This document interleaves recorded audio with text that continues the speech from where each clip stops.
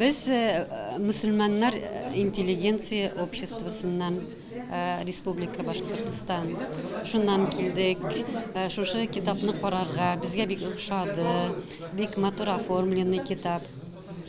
Эче дә матур, тышы да матур. Исеменә җисеме нык туры килеп тора, шушы чараны үткәргән менә кешеләргә бик зур рәхмәт, чын күңелдән әйтәсе килә.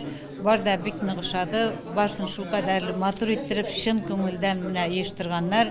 Шушындай очрашулар ешрак булса, телебез дә ныграк сакланыр дип әйтәсе килә. Ул семьяда кем нәрсә күргән, менә шушылай иттереп кайтып сөйли, берсенә берсе сөйли. Шушындай ниләр безгә милләтебезнең, менә үзебезнең телебезне саклап калырга шушындай чаралар ешрак булса, әйбәтрәк булыр дип әйтер идем. Йөрергә тырышабыз инде шундый мероприятиеларга. Бик зур рәхмәт. Оештыручыларга бигрәк тә зур рәхмәт. Шундый чын Лилиягә, Рөстәм әфәндегә без общаться итеп иногда торабыз инде аның белән. Мине кемдер белә, кемдер белмәй. Күпләр инде мин язган җыр сүзләре буенча беләләр. Аларны ишегезгә төшереп китерим. Моңнар качан авылга, әйтмә син авыр сүз, Аллага шөкер. Без татарлар, кайда юк безнең татар, һәм башка бик күп бихисап җырлар. Менә мин бу китапны кулыма алып, бик зур куану тойгысы кичердем. Чөнки безнең татар ул Башкортстан, Татарстанда Ульяннарда гына яшәмәй, ул безнең Русиябыз буенча сибелгән, ул сибелгән дөнья буенча. Дөресен генә әйткәндә, менә минем бер җырымдагыча кайда юк икән безнең татар. Ул Антарктидада да бардыр, Арктикада да бар, бөтен җирдә дә безнең татарларыбыз бар. Минем бер җырымдагы юллар искә төшә, кайда юксың безнең татар, бар җирдә безнең ватан, безне җыр яклап калганда, безне моң саклап калган.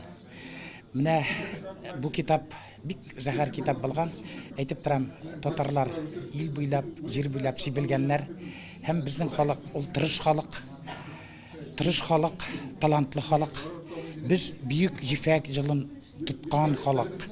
Үз вакытында татар җырлары, моңнары яңгырап торган шул бөек җифәк юлларында булсаң, анда безнең сәүдәгәрләребездән, мәгърифәтчеләребездән, мөгаллимнәрдән калган ниндидер тере һәйкәлләр калган, һәм бу бездә без шул халыкның вәкиле булуына шатлану тойгылары кичерәбез. Мы думаем, что мы сегодня обменялись контактами, и надеюсь, мы готовы сотрудничать с различными специалистами, то есть мы сотрудничаем и с представителями учреждений, библиотек, школ, музеев. То есть, и вот благодаря такому тесному сотрудничеству, я думаю, мы сможем достигнуть успешных результатов. С февраля этого года мы провели реорганизацию в нашем обществе татарских краеведов Республики Башкортостан и выбрали исполком наиболее активных представителей. И мы начали действовать в направлении изучения истории татарских населенных пунктов на территории Республики Башкортостан.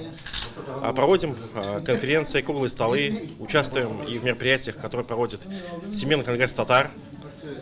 И вот сегодня присутствуем на презентации книг, организованной штабом Центра Москвы.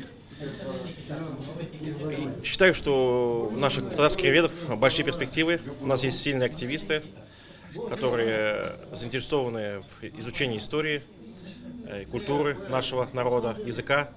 Бу презентацияны без көтеп алдык. Чөнки кичә генә туры эфирда бездә Лилия Гадел булды. Аның белән без 1 сәгать буе сөйләштек. Менә шушы презентация турында, китап турында, андагы шәхесләр турында, кайчан булачак, кайда булачак. Һәм инде әлбәттә бөтен Башкортстан халкына без инде татар штабы турында да сөйләдек. Аларның проектлары турында, клублары турында, хәйрия чаралары турында. Һәм инде алар бик күп печатле продукциядә чыгара бит инде. Һәм видео язмалары турында, һәм бик шул хәтле эштәлекле, матур тапшыру килеп чыкты, чөнки эшләр күп. Монда инде тарихка да, туган телгә дә, гырыф-гадәтләргә дә басым ясалды. Шуның өчен менә Лилия кебек шәхесләр булганда, бездә кунакта, чыннан да сөйләшүе бик тә җиңел булды, матур булды, эштәлекле булды, һәм мондай тапшырулар кирәк әлбәттә. Бүгенге китап тойы бик матур үтте. итте, ошады. Бик күп кешеләр, галимнәр, дини кешеләр дә, яшьләр дә, журналистлар да һәм иҗтимагый оешмалар да килде. Һәм шушы китапта булган безнең шәхесләр дә килде. Алар үз сүзләрен әйттеләр. Җанлы сөйләшү, чәй эчүләр.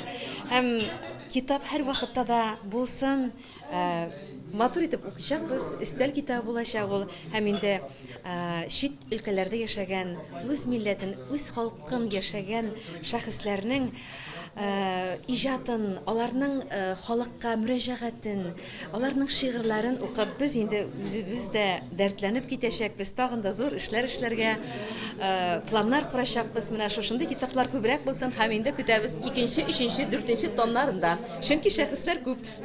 Бөтен шундый яңалыкларны әзрәк карап торырга тырышабыз. Шуннан теге WhatsApp'та да менә әле бигрәк тә шушы перепис җанисәп дип әйтергә татарча менә шушы вакыйга белән ул мәсьәләләрне күп кенә бөтенесе сөйләп торалар.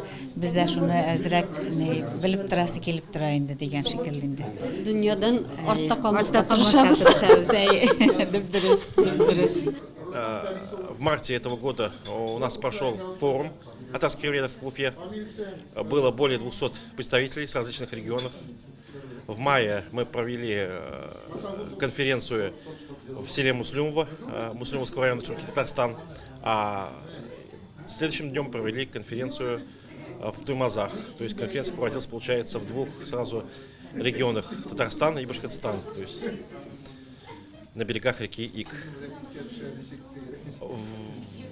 Недавно, в сентябре, у нас была конференция, форум татарских евреев в Омске.